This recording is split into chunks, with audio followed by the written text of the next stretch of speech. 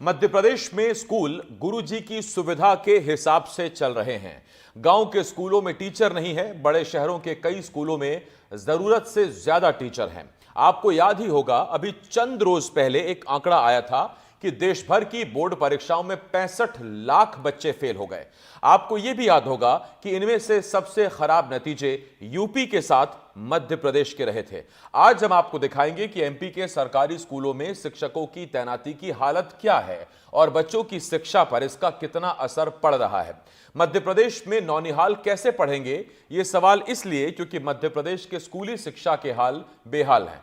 दरअसल मध्य प्रदेश के स्कूलों में शिक्षकों की कमी है, जबकि शहरी क्षेत्रों में शिक्षकों की भरमार है। हालात यह हैं कि प्रदेश के 6,798 स्कूल सिर्फ एक शिक्षक के भरोसे ही चलाए जा रहे हैं।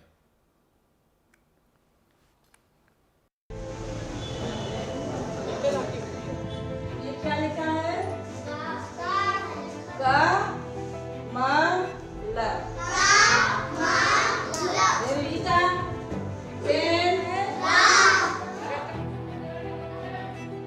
ये मध्य प्रदेश की राजधानी भोपाल में बड़वाई का सरकारी स्कूल है। पहली से 5वीं तक 47 बच्चे पढ़ते हैं। उन्हें पढ़ाने के लिए 2 शिक्षक थे। सरकार को लगा ये ज्यादा हो गया, लिहाजा एक शिक्षक का ट्रांसफर कर दिया। एक बड़े से हॉल में पहली से 5वीं तक के बच्चे एक साथ पढ़ते हैं। एक बोर्ड में हिंदी, अंग्रेजी, सामाजिक विज्ञान, गणित, विज्ञान, सब कुछ। स्कूल चले हम अभियान के तहत सरकार बच्चों को स्कूल तक लाने की कोशिश करती है, लेकिन स्कूलों में छात्र बच्चे पढ़ेंगे कैसे, ये सबसे बड़ा सवाल है। सवाल इसलिए क्योंकि मध्य प्रदेश में शिक्षकों की कमी है। कहीं शिक्षकों की भरमार तो कहीं सिर्फ एक शिक्षक के भरोसे पूरा स्कूल चल रहा है। एक साथ 5 क्लास को बच्चों को बैठा के और सभी बच्चों का अलग अलग सब्जेक्ट है, वो पढ़ाने में कितनी दिक्कत है, बहुत सारी समस्याएं हैं। जैसे आजकल स्कूल चले हम कितना ज़्यादा बढ़ावा दे रहा है गवर्नमेंट सरकार ने, शिक्षित हो बच्चे पढ़े अच्छे से, लेकिन टीचर ही नहीं रहेंगे तो बच्चे कहाँ से शिक्षित होंगे। हम लोगों का बीएलओ में भी ड्यूटी लगी है। चुनाव आयोग का ये कहना है कि आप जाओ, घर घर जाओ, सर्वे करो, और ये शिक्षा विभाग का ये है कि एक ही टीचर मिल के एक ही स्कूल चला है। हमें अतिशय घोषित कर दिया है। यहाँ पर हमारे यहाँ 3 शिक्षक थे, तो एक करीब 10 महीने से मेडिकल पर थे, लेकिन 1 महीना पहले उन्होंने वीआरएस ले लिया, उनको मिल चुका वीआरएस। हमारे यहाँ 2 शिक्षक बचे, तो उसमें से अगर मेरे को भी अतिशय कर दिया मैं दूसरी जगह चले जाऊँगा, तो यहाँ पर एक ही शिक्षक बचेंगे। लेकिन शासन के नियम के अनुसार प्राइमरी में वैसे 2 शिक्षक होना चाहिए। अब एक शिक्षक चले जाएंगे तो एक बचेंगे, तो अध्यापन व्यवस्था वगैरह सब गड़बड़ होगी। ये हालात सिर्फ भोपाल के नहीं बल्कि प्रदेश भर के हैं। ये स्कूली शिक्षा विभाग का रिपोर्ट कार्ड है, यानी पोर्टल से यही जानिए नतीजे। 46 जिलों के 1275 स्कूल में एक भी शिक्षक नहीं है, यानी ये स्कूल भगवान भरोसे हैं। 47 जिलों के 6,838 स्कूल एक शिक्षक चला रहे हैं। मध्य प्रदेश में कुल 94,039 सरकारी स्कूल हैं। अलग अलग स्कूलों में कुल 36,059 अतिशेष शिक्षक या सरप्लस शिक्षक हैं, लेकिन ज्यादातर सरप्लस शिक्षक शहरी इलाकों में हैं, यानी गांव में स्कूल खाली, शहरों में शिक्षकों की भरमार। अब इन्हें काउंसलिंग के जरिए खाली स्कूलों में पदस्थ करने की तैयारी की जा रही है। इस सत्र में शिक्षा विभाग कोई भी योजनाएं लाता है, उससे क्या होता है, एक तो कि समय सीमा में वो कार्य पूर्ण भी नहीं हो पाता, और दूसरा को व्यवस्था जो है पूरी चौपट हो जाती है। इस समय क्या है, जैसे अतिशेष की प्रक्रिया आ गई। अब कई स्कूलों में एक शिक्षक है, कई स्कूलों में 2 शिक्षक हैं, तो उनमें से एक अतिशेष है। अब वो प्रक्रिया पूर्ण नहीं हो पा रही है। विभाग नई नई योजनाएं ला रहा है और पूरी शिक्षण व्यवस्था पूरे प्रदेश में समय चौपट स्थिति में है। कहाँ पूरा मास्टर जो है हमारा घूम रहा है, चक्कर लगा रहा है ऑफिसों के, वो पढ़ाई, बच्चों की पढ़ाई बिल्कुल चौपट हुई जा रही है। उस तरफ कोई शासन का, प्रशासन का कोई ध्यान नहीं है। डिंडोरी का ये सरकारी स्कूल तो नायाब है, पहले भी तस्वीर दिखाई थी। यहाँ प्रभारी प्राचार्य ही बाबू हैं, शिक्षक हैं, चपरासी भी हैं, और ये 10वीं तक के बच्चों को पढ़ाते हैं।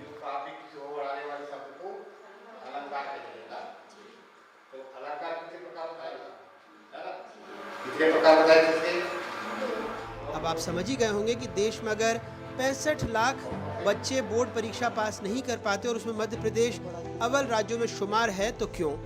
भोपाल से आकाश द्विवेदी और कैमरा पर्सन राजू बाथम के साथ अनुराग वारी की रिपोर्ट, एनडीटीवी।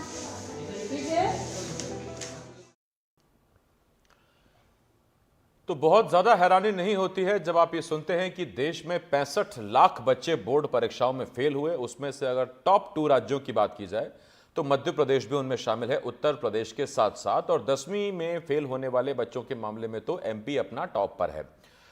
हमारे साथ एक खास पैनल जुड़ेगा। अभी फिलहाल हमारे साथ पूर्व प्रिंसिपल डॉक्टर उषा खरे जी हमारे साथ जुड़ रही हैं, और साथ ही साथ हमारे संवाददाता अजय शर्मा भी इस डिबेट में हमें ज्वाइन कर रहे हैं। उषा जी, मैं आपका बहुत बहुत स्वागत करता हूं। उषा जी, पहला सवाल मेरा आपसे, अगर मैं कुछ मिस कर जाऊं तो आप मुझे याद दिलाइएगा। देखिए, बहुत से लोग जानते होंगे कि टीचर का काम, सरकारी टीचर का काम केवल सरकारी स्कूलों में पढ़ाना ही नहीं होता है। चुनाव के दौरान उनकी ड्यूटी लगती है, कभी बीएलओ, कभी ये अधिकारी, कभी वो अधिकारी, और जब जब सरकार नया कुछ पायलट प्रोजेक्ट निकालती है तो उसके पायलट हमारे टीचर होते हैं, स्कूल से उड़ा दिए जाते हैं, और होता क्या है कि स्कूल खाली हो जाता है। उषा जी, अब मैं आपसे एक सवाल पूछता हूं। पहले तो ये कि मैंने कुछ मिस तो नहीं किया, इसके अलावा भी कुछ और जिम्मेदारियां दी जाती हैं टीचर्स को पढ़ाने के अलावा? जी जी, सभी जितनी भी विभाग की योजनाएं चल रही हैं, मुझे लगता है शिक्षकों के भरोसे ही चल रही हैं। ठीक। अब उषा जी, मैं आपसे सवाल पूछना शुरू करता हूं, और मेरा पहला सवाल यह है कि हैरानी हमें क्यों होगी जब हम ये सुनते हैं कि देश में 65 लाख बच्चे बोर्ड परीक्षाओं में फेल हुए, मध्य प्रदेश उसमें दूसरे नंबर पर है। जब हम ये आंकड़े देखते हैं कि 7,000 से ज्यादा स्कूल ऐसे हैं जहां केवल एक शिक्षक की तैनाती है, और करीब 1275 स्कूल ऐसे हैं जो बिना शिक्षक के चल रहा है, बिना शिक्षक के स्कूल चल रहे हैं। ये अपने एमपी का हाल है। बेहद दुर्भाग्यपूर्ण स्थिति है ये, ऐसा बिल्कुल नहीं होना चाहिए। मैं भी प्राचार्य के पद पर थी, हम लोग भी यही चाहते थे कि हमारी बात सुनी जाए और समझी जाए। इसके लिए एक अच्छी तरीके से एक कमेटी का निर्माण हो और निचले स्तर पर हो। निचले स्तर से बातें ऊपर जब पहुंचती हैं, अधिकारियों तक न जाकर जिला स्तर, पंचायत स्तर और भी छोटे स्तर पर छोटी छोटी कमेटियों के माध्यम से उनको अधिकार दिए जाए। अधिकारों के नाम पर मुझे नहीं लगता है कि प्रॉपर डिस्ट्रीब्यूशन है। प्रॉपर डिस्ट्रीब्यूशन ना होने के कारण सेंट्रलाइज्ड है, एक छोटा सा ट्रांसफर है, छोटी सी व्यवस्था है, छोटा सा भी कुछ भी काम होता है जो आरटी कहता है कि बच्चों के हित में, बच्चों की गुणवत्ता के हित में शिक्षक को भी डिसीजन, प्राचार्य को डिसीजन और संकुल प्रिंसिपल को डिसीजन ले लेना चाहिए, बीओ को ले लेना चाहिए, डीओ को ले लेना चाहिए। इसकी भारी कमी है, उसी की वजह से ये सारी व्यवस्थाएं चरमराई हुई हैं। मैं उषा जी आपसे एक सवाल और पूछता हूं कि क्या सारी गलती टीचर्स की है? अधिकारों के केंद्रीयकरण की जगह विकेंद्रीकरण की आप बात कर रही हैं। क्या सारे का सारा जिम्मा हम सरकारों पर थोप दें? क्या उन टीचर्स को अपनी जिम्मेदारी नहीं समझनी चाहिए? क्योंकि कोई भी गांव देहात के स्कूलों में जाने को तैयार नहीं है। ट्रांसफर सबको शहर में चाहिए, मेट्रो सिटीज में चाहिए, और नतीजा ये होता है कि फिर अधिकारियों के पास, बड़े मंत्रियों के पास वो सिफारिशें पहुंचती रहती हैं, और सरकारी जो स्कूल हैं शहर के, वहां पता लगा 5 की पद हैं नियुक्त, और वहां पर हैं 10, लेकिन जहां 3 चाहिए गांव में, वहां शायद एक ही है। ये बिल्कुल सही कहा आपने कि मैं बात यह नहीं कह रही हूँ कि शिक्षकों को ज्यादा सुविधाएं दी जाए या बात सुनी जाए। बात यह है कि इसका भी एक पैरामीटर तो कुछ तय करिए। विषयवार शिक्षकों की उपलब्धता नहीं है। अब जो बोर्ड का रिजल्ट बिगड़ा है, अधिकतर गणित और अंग्रेजी विषय के कारण बिगड़ा है। आपके पास पूरे विभाग में ही शिक्षक नहीं है इन 2 विषयों के। तो जब आपके विषयवार शिक्षक ही विभाग में भर्ती नहीं है, और जो और व्यवस्थाएं आपने अतिथि शिक्षकों वगैरह की हैं, तो उनका भी मॉरल बिल्कुल डाउन है। उनको भी अब देखिए ना, पूरा जुलाई 15 जून से स्कूल खुले हैं, जून निकल गया, जुलाई निकल गया, अगस्त पूरा होने वाला है, ना गेस्ट फैकल्टी की अभी तक कोई आदेश हो पा रहे हैं। अभी जो यहाँ पर फिलहाल उच्च पद प्रभार की जो प्रक्रिया चल रही है, उसमें इतनी अफरा तफरी मची हुई है, जिसके कारण जिनको उच्च पद पर प्रभार मिल चुका है वो अभी मानसिक रूप से पहुंच नहीं पाए हैं। जिनके आदेश अभी आना है वो अधर में लटके हुए हैं। गेस्ट फैकल्टी अपनी प्रतीक्षा में बैठे हैं कि हमारा कब नंबर, हमारा कब पोर्टल खुलेगा, कब हमारा आएगा, कब हम स्कूल में जाएंगे। तो अगर मिड सेशन ही कहिए, 2.5 महीना हो गया, अगर ये स्थितियां बनी हुई हैं, तो फिर रिजल्ट अच्छे आने की संभावनाएं तो खत्म हो जाएंगी ना। देखिए, बेस बनता है जून जुलाई अगस्त में। ठीक बात। जून जुलाई अगस्त में अगर बच्चे की आदत का विकास नहीं होगा, विद्यालय आने का, बैठने का, समझने का, पढ़ने का, तो फिर कैसे हम मिड सेशन में उस बच्चे को संभालेंगे? वो तो डाइवर्ट हो चुका होगा ना। उसकी आदतों का हैबिट जो फॉर्मेशन है वो गलत ट्रैक में हो गया होगा, उसने सुनना बोलना कम कर दिया होगा। तो मुझे ऐसा लगता है कि बहुत देरी हो जाती है व्यवस्थाओं को सुचारू रूप से चलाने के लिए। ये सब कवायद जी हमारी उषा जी, मैं माफी चाह रहा हूं, मैं आपको रोक रहा हूं। इस बीच डॉक्टर बिहारी लाल द्विवेदी जी शिक्षाविद हैं, हमारे साथ जुड़ रहे हैं। मैं डिबेट में स्वागत करता हूं आपका डॉक्टर बिहारी लाल द्विवेदी जी। और उषा जी से मैंने हाथ जोड़कर माफी इसलिए मांगी क्योंकि प्रिंसिपल रही हैं, और हम तो अपने ज़माने में कम से कम प्रिंसिपल का नाम सुनते ही घबरा जाया करते थे। तो आज अगर उन्हें किसी हिम्मत करके अगर रोक पा रहा हूं तो उसमें भी संकोच लग रहा है। उषा जी का सम्मान सदा रहेगा हमेशा उसके लिए। मैं अजय मेरे सहयोगी हमारे साथ हैं। बिहारी लाल सर, मैं आपके पास आता हूं, लेकिन पहले मैं अजय के पास जा रहा हूं।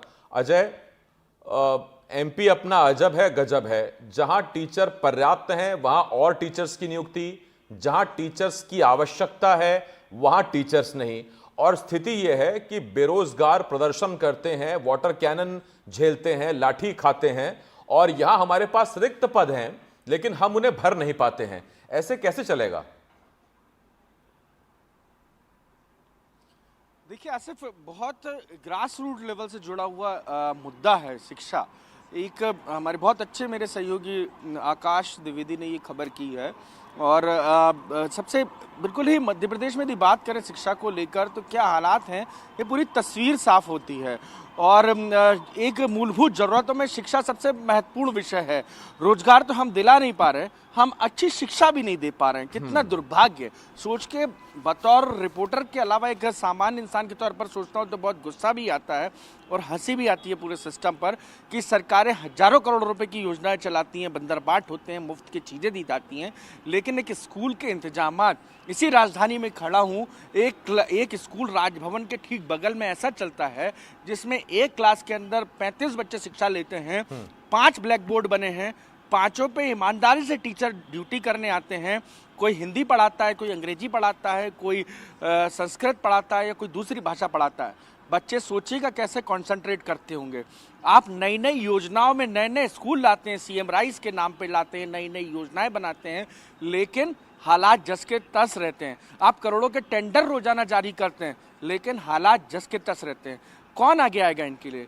किसी को कोई नहीं पड़ेगा, सब सियासी रोटियां सेकने में लगे हैं। मध्य प्रदेश के टीचर की आप यदि हालात सुनेंगे, जिन प्राचार्य महोदय से आप बात कर रहे थे, मैं आपको कहता हूँ, मूंग खरीदी से लेकर राशन बिक रहा है नहीं बिक रहा है से लेके बाढ़ में आपदा से लेके ओला पाला से लेके तमाम सर्वे जो हैं यही टीचर करते हैं। सिर्फ पढ़ाने के अलावा यही काम होता है मध्य प्रदेश में।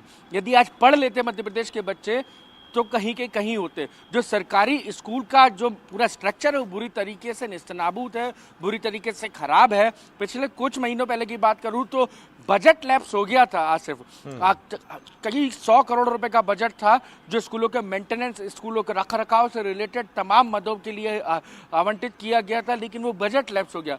आप सोचिएगा जिस राज्य में शिक्षा का बजट लैप्स हो जाता है, जब आप डिजिटल इंडिया की बात करते हैं और अपने बच्चों को बेहतर एजुकेशन नहीं दे पाते हैं तो कितना दुर्भाग्यजनक होगा। सवाल जिम्मेदारों को सोचने होंगे, उन अधिकारियों को, स्कूल शिक्षा विभाग के सोचने होंगे कि हालात क्यों बने, किनकी लापरवाही थी, किनका गैर जिम्मेदारानापन था, ये उनको सोचने का विषय है।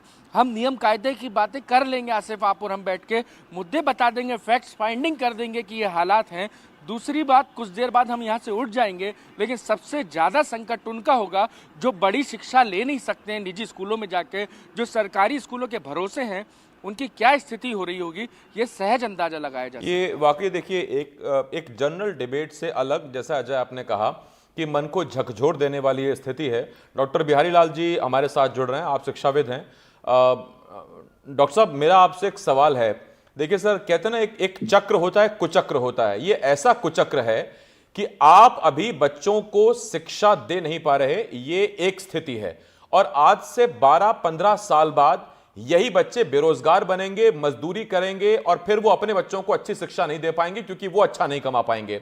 आज अगर आप बच्चों को अच्छा शिक्षित करते हैं तो ये जाकर अच्छा आगे स्टार्टअप करेंगे, सरकारी नौकरियां करेंगे, अफसर करेंगे। नहीं तो यही हमारे बच्चे कहीं मजदूरी करेंगे, कहीं बेलदारी करेंगे, और फिर आईएएस बनेंगे। बिहार के बच्चे, दिल्ली के बच्चे और दक्षिण भारत के बच्चे, हमारे बच्चे क्या करेंगे? नहीं, ये जो आवाज आ रही है, जी जी बोले सर। दरअसल आपने जो ये प्रश्न किया था, सही बात है, क्योंकि अपने मध्य प्रदेश में ये स्थिति बड़ी खराब है। अभी बोर्ड का जो आप रिजल्ट दिए कि यूपी के बाद मध्य प्रदेश का परिणाम आया, वो भी खराब हुआ। बहन जी जो अभी बता रही थी कि जो शिक्षकों के ऊपर ज्यादा भार दे दिया जाता है, अतिरिक्त कार्य आ जाते हैं और शैक्षणिक कार्य के लिए वो कार्य नहीं कर पाते हैं, ये बड़ी कम समस्या है।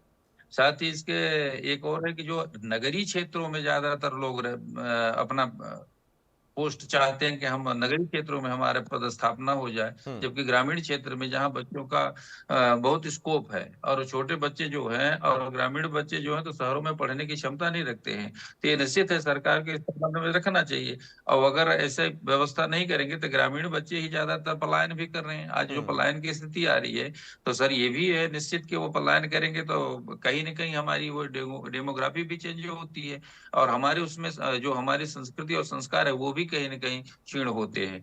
इसके लिए आवश्यक है कि हमको ग्रामीण क्षेत्र के लिए भी पर्याप्त शिक्षकों की व्यवस्था की जाए, बल्कि शहरी क्षेत्रों में जैसे अभी एक बहन जी ने गेस्ट की बात करी, अभी तक गेस्ट का अपने यहाँ मध्य प्रदेश में कोई आदेश नहीं आया, बल्कि कुछ ऐसी संस्थाएं भी आप देखेंगे, जैसे अभी आप एक वीडियो में देखे अपने डिंडोरी की एक स्कूल का कि एक ही है जो तीनों काम करते हैं वो प्रिंसिपल साहब। तो ऐसी स्थितियां कई संस्थाओं में भी हैं। अगर भाई साहब पूरा अवलोकन कराया जाए तो ये देखा जाएगा कि बहुत ऐसे परिदृश्य देखने को मिल रहे हैं और ये निश्चित है कि अगर सरकार इस ओर और सरकार के साथ साथ समाज को भी इस ओर जागरूक होना होगा, क्योंकि कहीं न कहीं हमारे समाज के जो ग्रामीण क्षेत्र के लोग हैं वो भी आगे नहीं आ पाते हैं और अपनी बातों को नहीं कह पाते हैं और उनके न कह पाने के कारण से कहीं न कहीं प्रशासन मुक्त हो जाता है। मैं इस पर आ रहा हूँ आपके पास। उषा मैम मैं आपके पास आ रहा हूँ और उषा मैम मेरा आपसे एक सवाल है। देखिए जैसा अजय ने बताया कि ज़्यादातर स्कूलों में स्थिति है कि अगर देखिए वैसे तो किस्मत की बात है कि छोटा स्कूल है उसमें 3-4 कमरे मिल जाएं, प्रिंसिपल का रूम अलग हो, ऐसा बड़ा मुश्किल रहता है क्योंकि अमूमन उन 3-4 कमरों में से 2-3 में तो पानी टपकता रहता है, एक ही आधा ऐसा होता है जिसमें आप थोड़ा कम रिस्क होता है जान का, आप बच्चों को पढ़ा सकते हैं।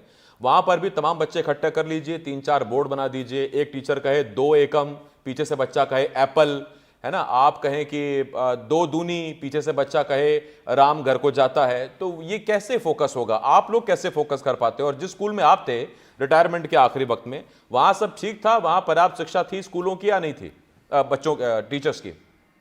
जी, मैं जिस स्कूल से रिटायर हुई हूँ वो स्कूल इस समय आप गूगल पर सर्च करिए, इंग्लिश मीडियम स्कूल था। 1400 बालिकाएं उस स्कूल में अध्ययनरत थी। माइक्रोसॉफ्ट कंपनी से लेकर वोडाफोन, एरिक्सन कंपनियों का मैंने सहयोग लेकर उस स्कूल को जीवित और उन्नत किया था। रोबोटिक्स लैब का भी हाल ही में माननीय शिक्षा मंत्री जी ने उद्घाटन किया था। उषा जी मुझे सब याद आ गया मैम, मुझे याद है कि रोबोटिक लैब आपने कैसे बनाई, क्या क्या पापड़ बेले, वो सब याद आ गया मुझे। जी जी जी, तो ऐसा है कि अगर शिक्षकों के अंदर भी मतलब एक विल पावर बच्चों के हित में जागृत होता है तो ऐसा नहीं है, साधन संसाधन वो भी जुटा सकते हैं, अपनी बात वो आगे बढ़ा सकते हैं, कह सकते हैं, अधिकारियों को विश्वास में लिया जा सकता है। पर आवश्यकता ये है कि जब संख्या के अनुपात से शिक्षकों की बहुत कम है या फिर शहरी क्षेत्र में ज्यादा है, ग्रामीण क्षेत्र में बहुत कम है, तो जो दूसरा विकल्प है स्थानीय स्तर पर आपका गेस्ट फैकल्टी वाला, वो तो कम से कम अभी तक उसके आदेश जारी हो जाना थे। तो मुझे ऐसा लग रहा है कि ये सत्र हमारा बहुत बुरी तरह चरमरा रहा है और इस पर शासन को बहुत जल्दी ध्यान देना चाहिए। ठीक अजय, एक सवाल है मेरा, टीचर्स को कैसे बाध्य करें, मजबूर करें, उन्हें उनसे हाथ जोड़ें कि भैया कुछ लोग गांव में भी चले जाइए। डॉक्टर्स की नियुक्ति के दौरान जहां तक मुझे याद आता है ऐसा नियम होता है कि आपको उस बॉन्ड अवधि के दौरान आपको कहीं कहीं सेवाएं देनी होती हैं, कुछ रूरल इलाकों में, कुछ जो आरक्षित इलाके होते हैं वहां जाके। क्या इस तरह के अब सख्ती या नियम बनाने पड़ेंगे? क्योंकि हर किसी को मेट्रो सिटी चाहिए, हर किसी को शहर चाहिए, और फिर उन गांव के बच्चों का क्या होगा? बिल्कुल आसिफ, चाहे डॉक्टर हो चाहे शिक्षक हो, गांव में नौकरी करने में सबको पसीने आते हैं। हवा बहुत साफ रहती है, लोग बहुत साफ सुथरे रहते हैं, कपड़े मैले हो सकते हैं, कपड़ों से आप पहचान नहीं कर सकते, लेकिन ग्रामीण लोग अक्सर बहुत बेहतर तरीके से बात करते हैं। मान सम्मान में शिक्षकों की कोई कमी नहीं रहती है, तहजीब पसंद लोग रहते हैं, लेकिन फिर भी क्यों डॉक्टर और शिक्षक बचते हैं, ये आप इतने साल से देख रहे हैं। ये बिल्कुल सही बात है। अभी भी डॉक्टरों ने एक सर्वे किया जिसमें कह दिया कि 95% लोग ग्रामीण इलाकों में नौकरी करना पसंद नहीं करते हैं। हकीकत है, जूनियर डॉक्टर्स ने भोपाल में किया। ये एक टॉपिक से दीगर बात है, लेकिन विषय पर आता हूँ। सबसे अहम बात आपको बताऊँ, जो शिक्षक हैं ग्रामीण इलाकों में करते हैं, उनकी भी बहुत अच्छी स्थिति नहीं है। इच्छा शक्ति की बात अभी मैडम कर रही थी, वाकई इच्छा शक्ति की बात है। ग्रामीण इलाकों के हालात ये हैं स्कूलों के कि कई स्कूलों के बाहर इतना पानी भरा होता है कि आप बारिश के दिनों में स्कूल नहीं पहुंच सकते, चौखट नहीं जा सकते। यदि आप चौखट जाएं तो आपको 4 पानी में तैरते हुए कीड़े मकोड़े मिल जाएंगे। तो ग्रामीण इलाकों में मध्य प्रदेश में बारिश के दिनों में सबसे ज़्यादा खराब स्थिति रहती है। बचा कुचा मौसम होता है ठंड का और वो गर्मी का मौसम, उस मौसम में जरूर क्लास रखती है। तो कभी फिर जो बारिश ज़्यादा हो गई है, जैसे सोयाबीन की फसल खराब हो गई है, सरकार ने आदेश निकाल दिया एक कि सर्वे करिएगा जाके किसानों के। तो बचे कुछ दिनों में किसान के खेतों में जो शिक्षक हैं सर्वे करते नजर आते हैं। भाई बताइए आपका कितना नुकसान हुआ है, मुआवजे की राशि सरकार ने ये तय की है। फिर जब तय बेहतर तरीके से नहीं होता है तो शिक्षक पे गाज घिसती है। जब वो इन सब चीज़ों से टीचर निपट जाए तब ये काम करे। और फिर ये सही बात है कि ऐसा नहीं है कि सरकार में ही कमी है, टीचरों की इच्छा शक्ति में भी कमी है। यदि टीचर चाह ले तो हालात सुधार सकता है, हालात जनसहयोग से भी सुधर सकते हैं और भी प्रयास किए जा सकते हैं अपने अपने स्तर पे, क्योंकि हर व्यक्ति अपने क्षेत्र में बेहतर काम करने का मादा रखता है और बेहतर तरीके से चीज़ों को अमली जामा पहना सकता है। खास तौर पे यदि एक टीचर ग्रामीण इलाकों में उसमें अवेयरनेस कैंपेन भी प्लान करे कि आपको अपने गांव के बच्चों को अच्छी शिक्षा देनी है, तो सिर्फ सरकार के भरोसे मत बैठिएगा, इस स्कूल को सवार दीजिएगा। मैं शिक्षा देने रोज आऊँगा और सालों साल जीवन संपर्क रखूँगा इस स्कूल में। जितने बच्चे पढ़ेंगे वो सब मेरे को याद करेंगे। कम से कम एक गाँव मेरे लिए हमेशा खड़ा रहेगा। यदि इस भावना से काम करे तो बेहतर मिलेगा। लेकिन टीचर भी जो है उनको मूल्यों में बहुत कमी आई है। वो सरकारी नौकरी एक ठाट की नौकरी मानकर, टाइम ड्यूटी मानकर, सिर्फ कोई देखने वाला नहीं है, कोई नज़र नहीं है, कोई स्कूलों में सीसीटीवी कैमरे नहीं है, जो आमतौर पर प्राइवेट ऑफिसेज में रहते हैं, कॉर्पोरेट ऑफिसेज में रहते हैं कि आपके ऊपर एक तीसरी नज़र लगी है, आज आपने क्या काम किया, क्या नहीं किया, कितने बजे गए, कितने बजे नहीं गए। टावर पे जब अटेंडेंस की बात आई थी, आसिफ मजेदार बात बताता हूँ, तो आपने देखा होगा कि जब स्कूल शिक्षा विभाग ने अटेंडेंस के लिए फरमान जारी किया था तो कैसे पेड़ पे चढ़ जाया करते थे मध्य प्रदेश के शिक्षक, कैसे मचान पे चढ़ जाया करते थे, खपरे के मकान पे चढ़ जाया करते थे, क्योंकि अटेंडेंस लगाना था। अटेंडेंस नहीं लगेगी तो तनख्वाह नहीं बनेगी। चिंता इस बात की थी, एक बार बस अटेंडेंस। तो वो भी आदेश इतनी आसानी से कहाँ माना गया था, ये वो तस्वीरें हमको भी याद है। मैं आज लौट रहा हूँ इस पर आपके पास। डॉक्टर बिहारी लाल जी, मैं आपके पास आऊंगा, लेकिन जब नियमों की बात चली है तो उषा मैम, किस तरह के नियम हैं नियुक्ति को लेकर? क्या नियुक्ति में शुरुआती कुछ वर्ष में ये कहीं नियम है कि आपको किसी दूरस्थ अंचल में सेवाएं देनी ही होंगी 1, 2, 3 साल? क्योंकि ये तो देखिए मानवीय विषय, हम भी समझते हैं कि एक बार जब कोई टीचर बन गया या बन गई तो उसके फटाफट बाद, क्योंकि अब तो सरकारी टीचर हो गए बाबू, तो अच्छी शादी हो जाएगी, फिर बंटी मुन्नी भी आ जाएंगे, और जहां बंटी मुन्नी आ गए फिर वहां वो सिफारिशें पहुंचने लगती हैं कि भैया हमारी तो पत्नी यहाँ है, हमको नहीं जाना वहां। लेकिन कम से कम कुंवारे हैं, तब तक तो देश, गांव, समाज, छोटे बच्चों की चिंता की जा सकती है, उनकी सेवा की जा सकती है। नियम क्या कहते हैं? जी, नियम तो ये तब भी थे जब मैं विभाग में आई थी, तो हम लोग भी 6-6, 8-8 साल ग्रामीण क्षेत्र में काम करे हैं, पैदल भी गए हैं, बहुत परेशानियों में हम लोगों ने काफी लंबा समय निकाला। बाद में भी जब संविदा शिक्षकों की भर्ती हुई थी तब भी ये नियम आया था कि पहले आपकी पोस्टिंग 3 साल के लिए ग्रामीण क्षेत्र में होगी। तो ग्रामीण क्षेत्र में पोस्टिंग अभी भी हुई है कुछ सालों पहले तक, पर अब कैसे लोग अपनी जुगाड़ लगा के या कैसे सोर्स लगा के शहरों में इतने जल्दी लौट के आ जाते हैं, ये चिंता का नहीं, ये आपके पत्रकार लोगों की खोज। तो ये जो टीचर्स की रोबोटिक साइंस है, ये आपकी समझ में नहीं आई क्या मैम?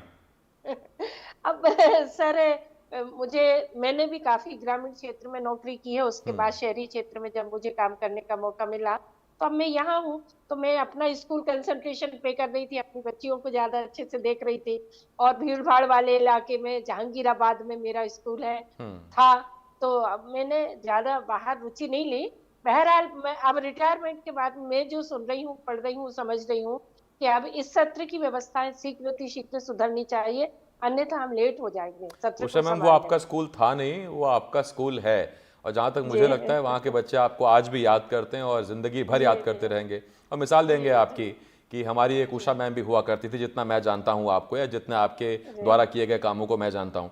डॉक्टर बिहारी लाल जी, मैं आपके पास आ रहा हूँ और मेरे पास थोड़ा सा वक्त कम बचा है सर। कोई आपको इतनी देर में या आपके पूरे जीवन का निचोड़ अगर मैं निकालूं, कुछ है आपके पास कोई ऐसा नुस्खा जो हम बता सकें, या ढाक के 3 पात रहने वाले हैं, कोई फायदा नहीं, फिर आप भी घर जाइए, मैं भी जाके चाय पीता हूँ, फिर क्या कर सकते हैं?